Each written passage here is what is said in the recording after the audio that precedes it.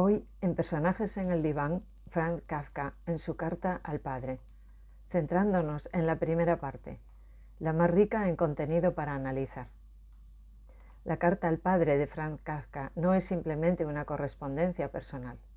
Es un documento psicológico de una profundidad inmensa, un mapa detallado de una relación paterno-filial marcada por la autoridad opresiva, la incomprensión mutua y un miedo paralizante. Si bien la carta se extiende a lo largo de numerosas páginas, la primera parte ya nos ofrece una ventana clara a los mecanismos psicológicos que moldearon la vida y la obra de Kafka. Aquí podemos desentrañar cómo la figura paterna se erigió como una barrera insuperable para el desarrollo emocional de Franz. La sombra dominante, el padre como fuerza imponente. Desde las primeras líneas, Kafka no presenta a su padre, Hermann Kafka, simplemente como un progenitor, sino como una fuerza de la naturaleza, una figura colosal y abrumadora que lo eclipsa por completo. Esta dominancia no es solo una cuestión de tamaño físico, sino una omnipresencia psicológica que impregna cada aspecto de la vida de Franz. El padre ejerce una autoridad que Kafka percibe como inquebrantable. Sus palabras son sentencias, sus deseos mandatos. No hay espacio para la réplica o la negociación. Esto crea un ambiente donde el joven Franz se siente constantemente bajo escrutinio, juzgado y en la mayoría de las ocasiones profundamente inadecuado. Esta dinámica de poder priva a Franz de cualquier sentido de autonomía o validación personal. Además de la autoridad, la figura paterna se caracteriza por una crítica constante y a menudo despiadada. Hermann Kafka no duda en señalar los defectos o errores de su hijo, muchas veces de forma pública y humillante. Esto no solo erosionaba la autoestima de Franz hasta sus cimientos, sino que también generaba un temor crónico a la desaprobación. Imagina a un niño o un joven que, sin importar cuánto se esfuerce o lo que logre, siente que nunca podrá cumplir con las expectativas de la figura más importante en su vida.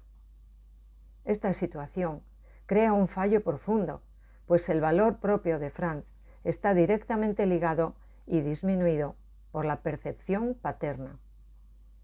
Lo más doloroso para Kafka es la aparente falta de empatía o comprensión por parte de su padre. Franz describe a su progenitor como alguien incapaz de asimilar su mundo interior, sus sensibilidades artísticas o sus aspiraciones intelectuales. Las necesidades emocionales de Franz eran ignoradas, trivializadas o incluso ridiculizadas. Esta desconexión emocional le llevó a sentirse profundamente aislado y sin apoyo en su propio hogar, creando un abismo de incomprensión que nunca se cerraría. El hijo subyugado. Un universo de miedo y sumisión. Frente a esta figura paterna imponente y a menudo intimidante, Kafka se retrata a sí mismo en un estado de subordinación casi absoluta y de temor constante. La primera parte de la carta es un testimonio conmovedor de esta dinámica desequilibrada. La metáfora del enano frente al gigante es recurrente y reveladora. Kafka se ve a sí mismo como insignificante, débil y pequeño en comparación con la magnitud de su padre. Esta percepción de desproporción física se traduce directamente en una desproporción emocional y psicológica, donde Franz siente que su voz y su ser son insignificantes en presencia de su padre.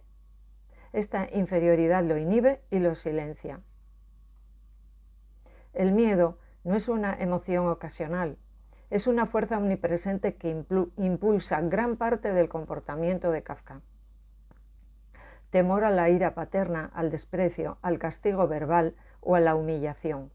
Este miedo no se limita a la agresión física, es un terror a la aniquilación emocional, a ser completamente invalidado por la persona que paradójicamente debería brindarle seguridad. Este miedo se internaliza, convirtiéndose en una parte integral de su mente, manifestándose en su ansiedad y sus inhibiciones.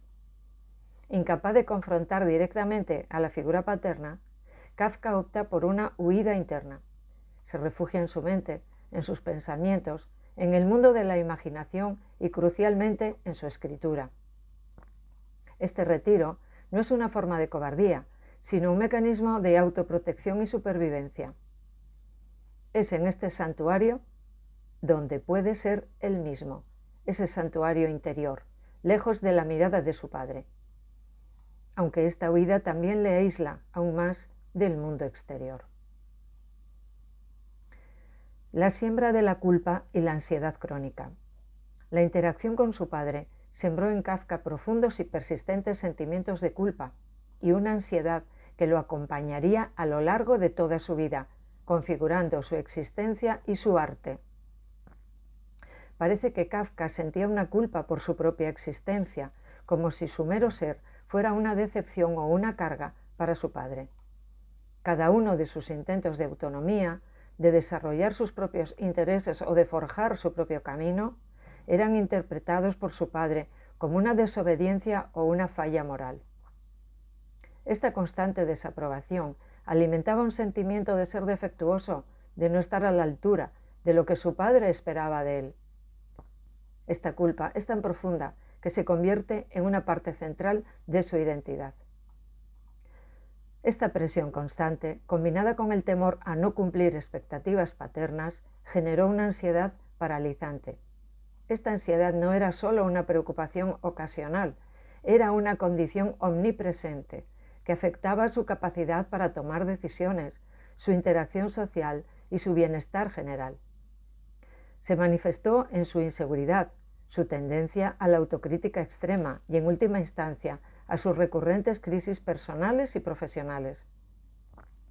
Esta ansiedad es el motor de gran parte de su obra, donde personajes atrapados en situaciones absurdas y opresivas reflejan su propio estado mental. En síntesis, la primera sección de la Carta al Padre de Franz Kafka es un poderoso testimonio del impacto de una relación paterno-filial desequilibrada en la mente de un individuo. Nos revela cómo una figura paterna dominante, crítica y poco empática puede sofocar la individualidad, sembrar miedo y culpa y generar una ansiedad crónica en el hijo. Kafka, el enano, frente al gigante, vivió una existencia marcada por esta dinámica, que no solo definió su personalidad, sino que también se convirtió en la fuente inagotable de su angustiosa y brillante obra literaria. Es una exploración conmovedora y universal de cómo las experiencias de la infancia pueden dejar huellas imborrables y profundamente significativas en la vida adulta. No podemos pensar que la descripción que realiza de su padre sea totalmente realista, pues ésta puede estar influida por los sentimientos genuinos del niño, por ese antagonismo archiconocido entre padre e hijo.